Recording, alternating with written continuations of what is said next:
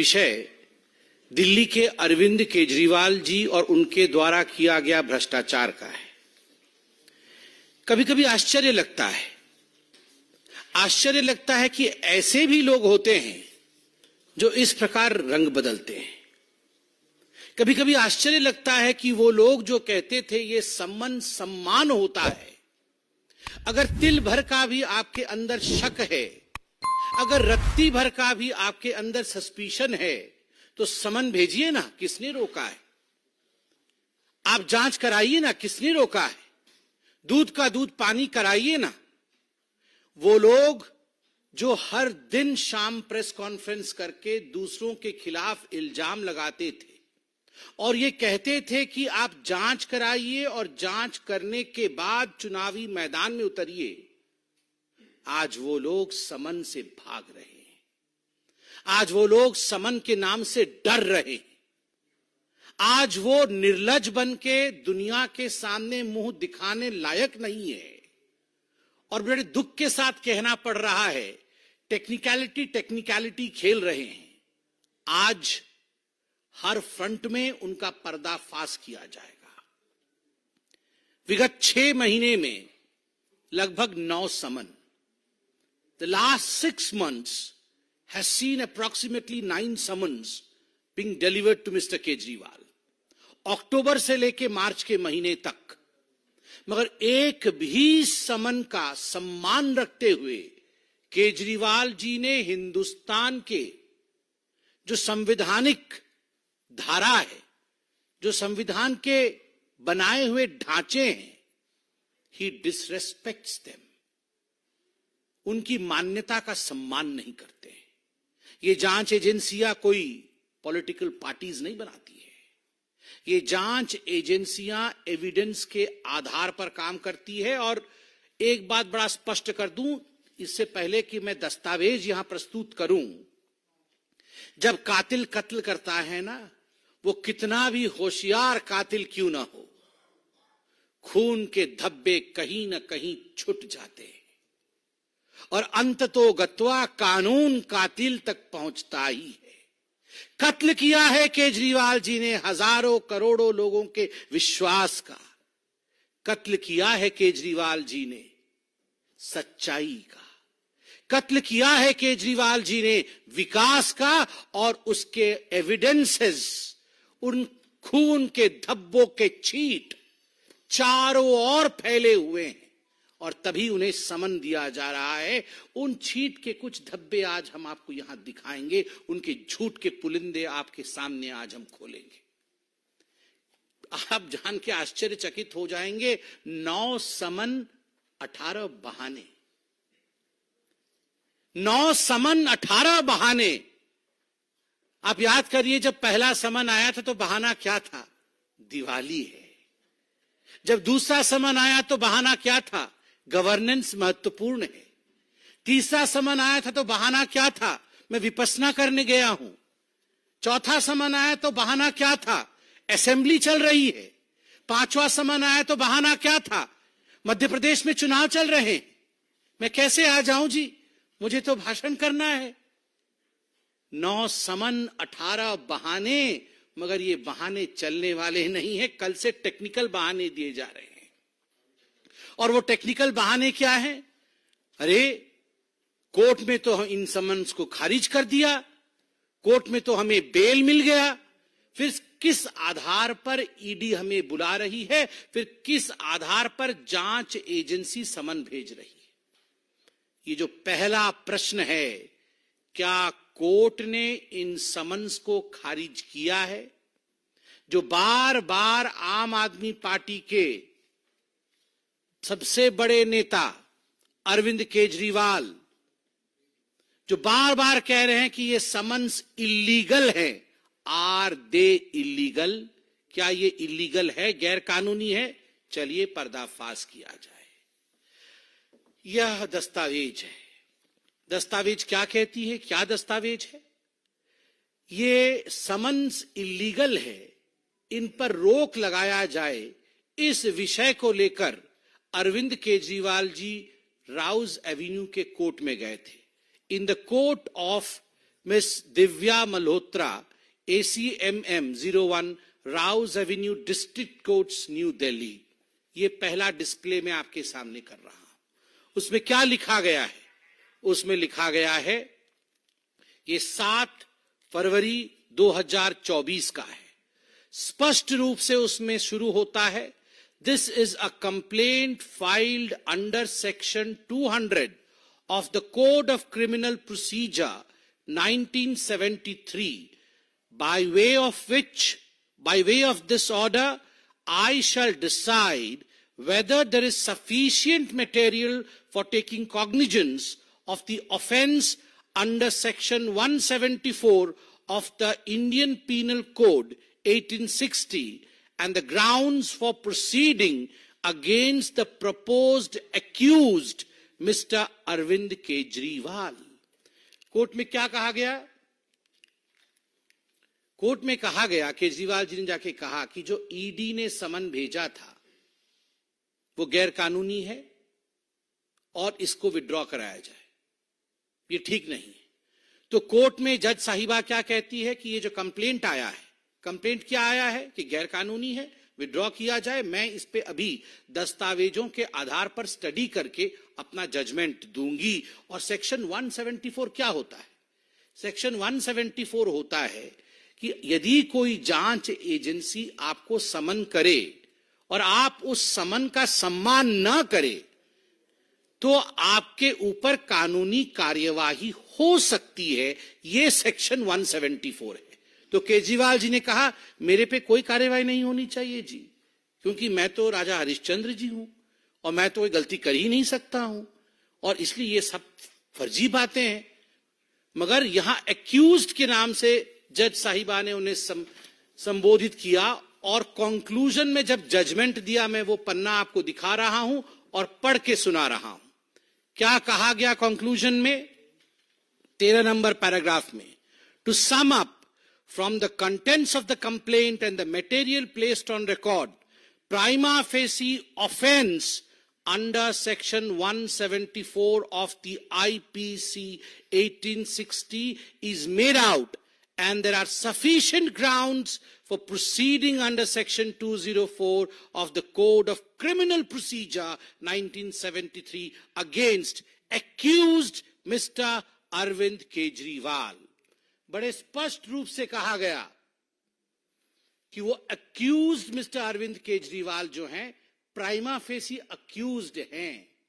जो भी तथ्य कोर्ट के सामने रखा गया, जो भी दस्तावेज मेरे सामने रखा गया, जज साहिबा कह रही हैं, मैंने गहन अध्ययन किया.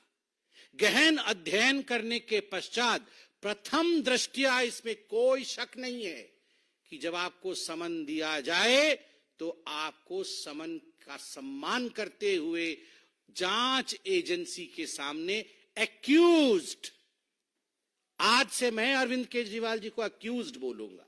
एके मतलब एक्यूज्ड अरविंद केजरीवाल, ये एक और उपाधि उनको मिली है, एके, accused Arvind Kejriwal.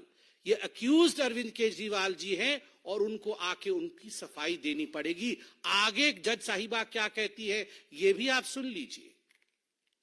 Accordingly, issue summons to accused Mr. Arvind Kejriwal for the offence under section 174 of the Indian Penal Code 1860 for 17/2/2024, announced in the open court today on 7th day of February 2024. इसलिए आप और summons issue करिए. Court ने कहा समन issue करिए. Court ने कहा आप प्राइमा फेसी एक्यूज्ड है. कोर्ट ने कहा कि आपको अपीयर होना पड़ेगा. आप कैसे कह रहे हैं कि ये जो समन्स थे वो इलीगल थे? तो मी लॉर्ड, सर जी, क्योंकि सर जी जो सोचते हैं कि वही लॉर्डशिप है, तो हम तो छोटे हैं, हम तो आम आदमी हैं. अरविंद केजरीवाल जी को लगता है वही सर्वे सर्वा है, तो मैं उनको ही कह रहा हूं, मी लॉर्ड अरविंद केजरीवाल जी, आपका जो सबमिशन था that has fallen flat. Your submission that these summons were illegal has fallen flat. वो illegal नहीं थे. My lord, आज आम आदमी भी समझ सकता है कि वो लीगल थे, क्योंकि हिंदुस्तान की कोर्ट ने ऐसा कहा। तो अरविंद केजरीवाल ने कहा, अरे ये क्या हो गया, कोर्ट ने तो मेरी पोल खोल दी। तो तुरंत भागे, कहां गए, फिर कोर्ट चले गए कि रिव्यू करिए। मैं तो बहुत बड़ा सत्यवादी पुरुष हूं, मेरे से बड़ा तो सत्यवादी कोई है नहीं, मैं तो भ्रष्टाचार कर ही नहीं सकता, इसलिए आप इसको रिव्यू कर दीजिए, ये जजमेंट ठीक नहीं। तो कहां गए, फिर से कोर्ट में गए और कोर्ट में जाके उन्होंने केस फाइल किया। Revision petition against the order dated 7/3/2024, जो ऑर्डर मैंने पढ़ा, is stated to have been filed by the accused.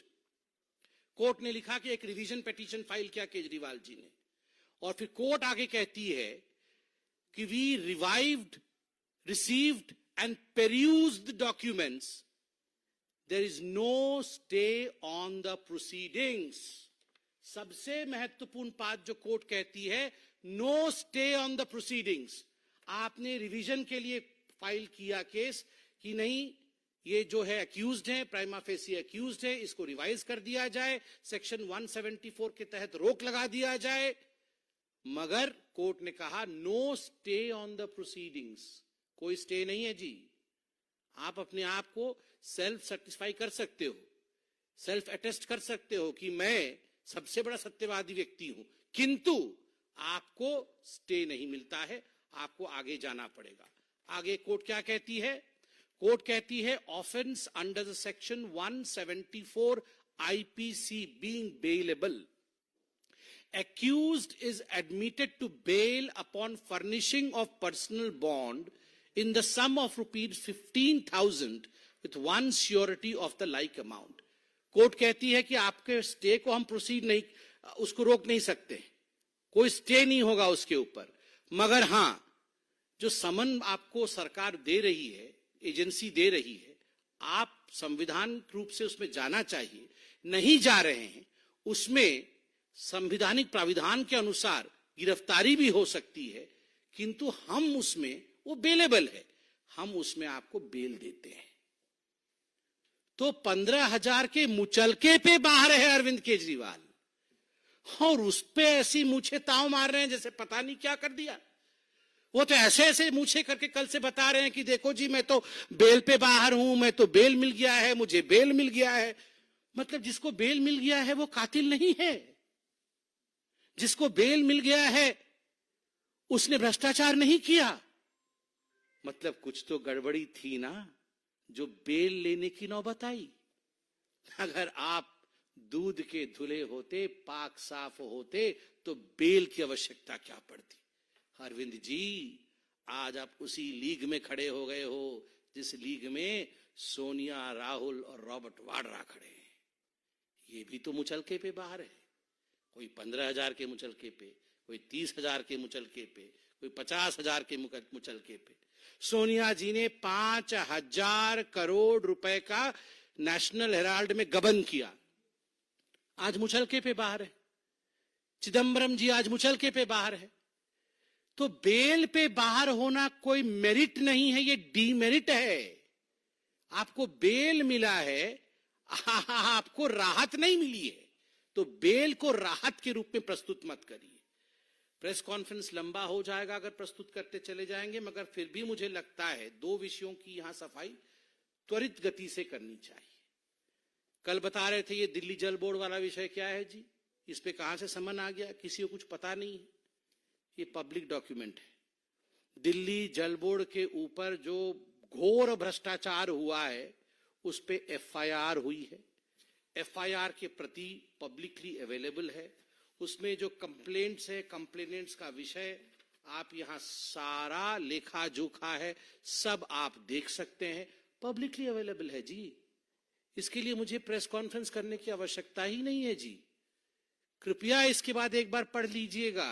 कौन कहता है किसी को कुछ पता नहीं है। शुतुरमुर्ग यदि बालू के अंदर अपने सर को मढ़ लेता है, उसका अर्थ ये नहीं होता है तूफान नहीं आ रहा है। तूफान तो आ रहा है। भ्रष्टाचार आपने किया है तो तूफान तो आएगा ही।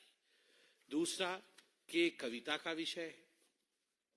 के कविता मैडम अरेस्ट हुई। अरेस्ट होने के पश्चात उनको इंट्रोगेशन के लिए भेजा गया है। क्या स्टेटमेंट ईडी ने दिया है, मैं वो 4-5 लाइन पढ़ देता हूं अरविंद केजरीवाल जी के संज्ञान के लिए। अरविंद जी, ईडी कहती है, ED investigation revealed that Mrs. K. Kavita along with others conspired with the top leaders of Aam Aadmi Party including Arvind Kejriwal and Manish Sisodiya for getting favors in the Delhi excise policy formulation and implementation. In exchange of these favors, she was involved in paying rupees 100 crore to the leaders of Aam Aadmi Party.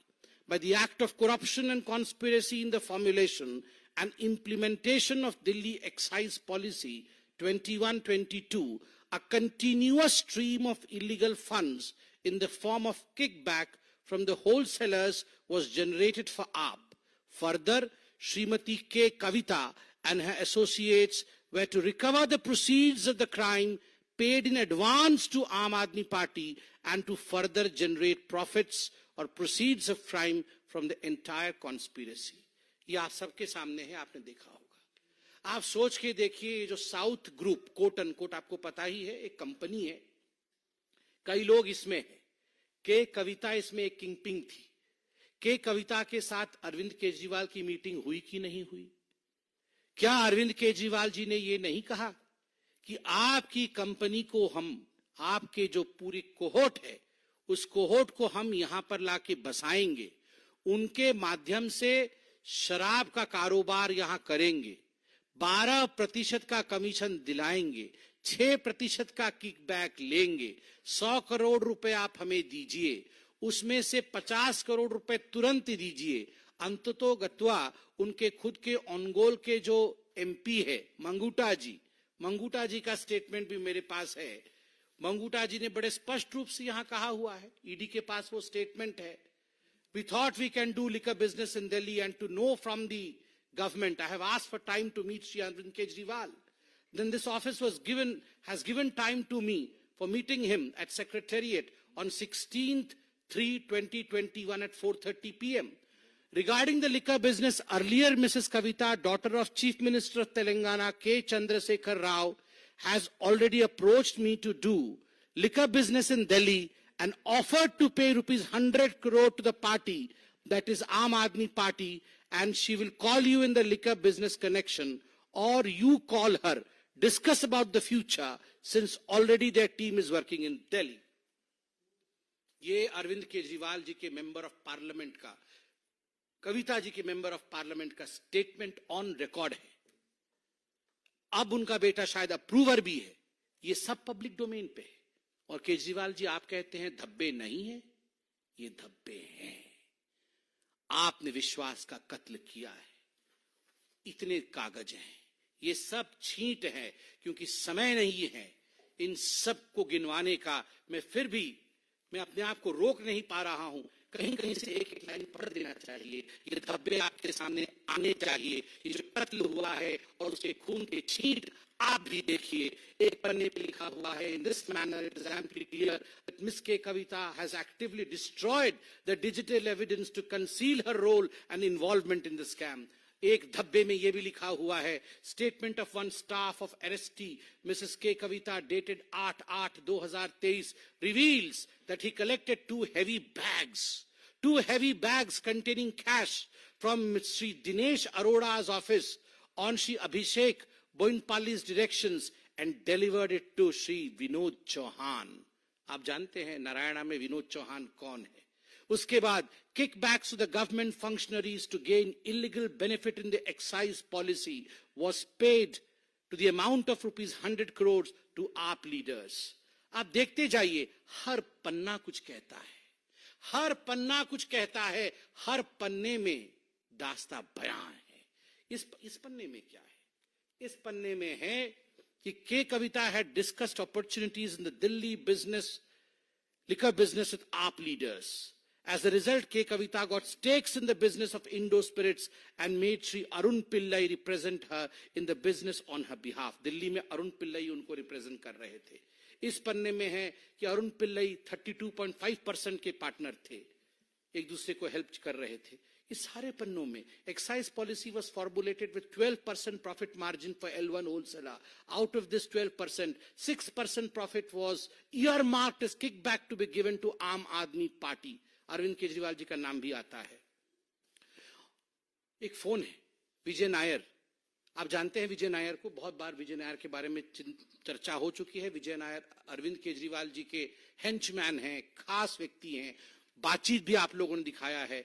विजय नायर एक WhatsApp chat भेजते हैं. उस WhatsApp chat में ये है WhatsApp chat की प्रति, जिसमें लिखा है वी नीड्स मनी. वी कहां तो हम वी को विक्ट्री सोचते थे, कहां तो इन्होंने वी का भी वी नीड मनी. आप बताइए, ये हालत आज अरविंद केजरीवाल जी ने किया है. कुछ संजय जी ने लिख के दिया है, कत्ल करे हो कि करामात करे हो. उनको तो लगता है उन्होंने करामात किया है.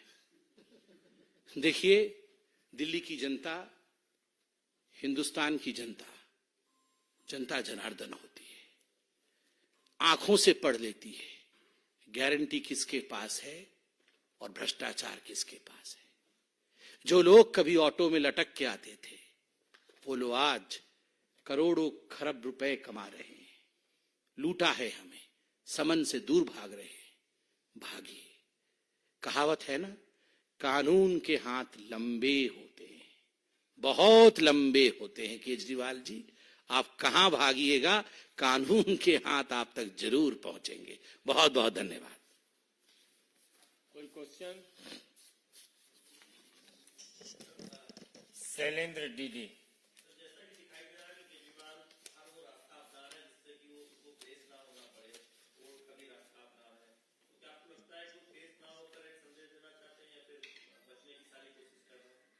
देखिए, इस देश में यह एक लोकतांत्रिक देश है.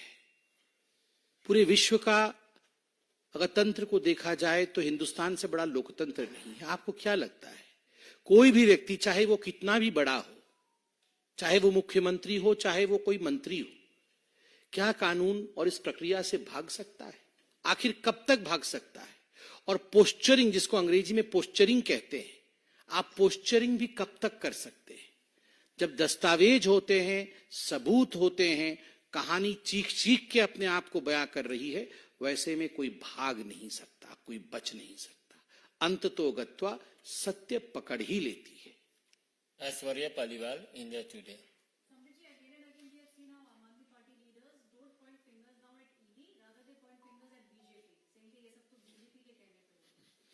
Sometimes I pity the fingers of Aam Aadmi Party, you know. I don't know how many directions the fingers of Aam Aadmi Party have changed. Initially, you remember, the fingers were pointing to Lalu Prasad Yadav. The finger was pointing to Sonia Gandhi. The finger was pointing that Mr. Vadra is the most corrupt man. The finger pointed towards Rahul Gandhi as the most corrupt person on this earth. And then they shook hands and all the fingers came together. So as far as the finger of Aam Aadmi Party is concerned, I would rather talk about finger fry, not the fingers. Hindi एक second इस विषय को हिंदी में. देखिए, madam ने हमसे पूछा कि ये जो उंगली आम आदमी पार्टी की है, वो बीजेपी के दिशा में इंगित कर रही है कि कहीं ना कहीं ये दास्ता जो समन्स का है, वो बीजेपी करवा रही है. मुझे शिकवा किसी से नहीं है, गिला और शिकवा है और दया है तो मुझे आम आदमी पार्टी के नेता की उस उंगली पे है. क्या क्या खेल करवा रही है आम आदमी पार्टी के मस्तिष्क अपने उस उंगली से सोचिए जरा. वही उंगली जो पहले उठती थी सोनिया गांधी जी की तरफ कहते हुए कि ये सबसे भ्रष्ट है, वही उंगली आम आदमी पार्टी की जो उठती थी लालू प्रसाद यादव को सबसे भ्रष्ट कहते हुए, वही उंगली जो रॉबर्ट वाड्रा को कहती थी कि ये सबसे भ्रष्ट है, वही उंगली जो दूसरों की तरफ उठती थी, वो उंगली आज उनके साथ हाथ मिला रही है. और आज वो उंगली क्रेडिबिलिटी की उंगली नहीं है. जनता अपने उंगली का कमाल दिखाएगी जब एक उंगली से बटन दबाएगी और कमल को जिताएगी. नीलू रंजन, दैनिक जागरण.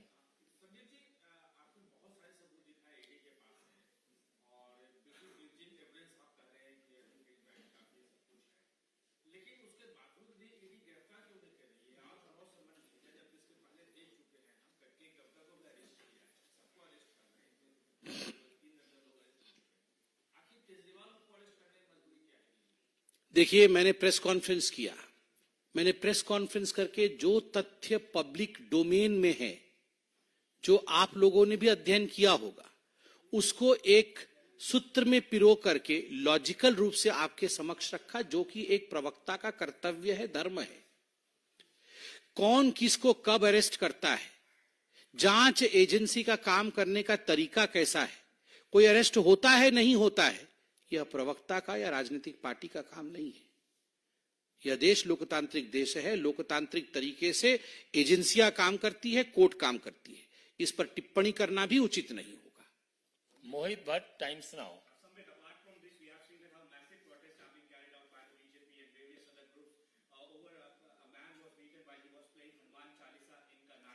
प्लीज, अभी ये विषय अलग है।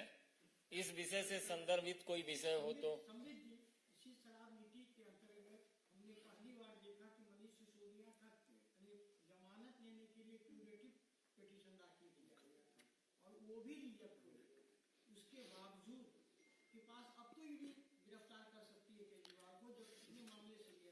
देखिए, एक बात तो स्पष्ट है और आप खुद ही मान रहे हैं, हिंदुस्तान मान रहा है। आप याद करिए, इसी प्रकार का 225, इसी प्रकार का द्वंद्व जब मनीष सिसोदिया जी गिरफ्तार हुए थे या मनीष सिसोदिया जी पे केस चल रहा था, अभी भी चल रहा है, तो आम आदमी पार्टी ने उन्हें भी पाक साफ कहा था। उससे पहले सत्येंद्र जैन के ऊपर भी इसी प्रकार की कहानी चल रही थी कि वो तो बिल्कुल सच्चे व्यक्ति हैं जी, हमने उनको गलत तरीके से जांच एजेंसियों का इस्तेमाल कराते हुए गिरफ्तार कराया। मगर नतीजा आपके सामने है, सुप्रीम कोर्ट तक विषय गया और आज दोनों नेता जेल के अंदर हैं, संजय सिंह भी जेल के अंदर है। यह दिखाता है स्पष्ट रूप से कि आम आदमी पार्टी के पास तथ्य नहीं होता। जहां तक गिरफ्तारी इत्यादि का विषय है, इस पर किसी पॉलिटिकल पार्टी के प्रवक्ता का टिप्पणी करना उचित नहीं है और ये हमारे परिसीमन से बाहर है। किस प्रकार से ईडी काम करती है, किस समय वो समन भेजती है, कौन गिरफ्तार होता है, कौन नहीं होता है, यह परिसीमन हमारा नहीं है, यह उनकी परिधि है। That lies within the boundary of the agencies which are investigating. यह प्रश्न आप तो वहां भी जा सकते हैं, आप तो हर जगह उपस्थित हैं, आप उनसे पूछिएगा, वो उत्तर देंगे।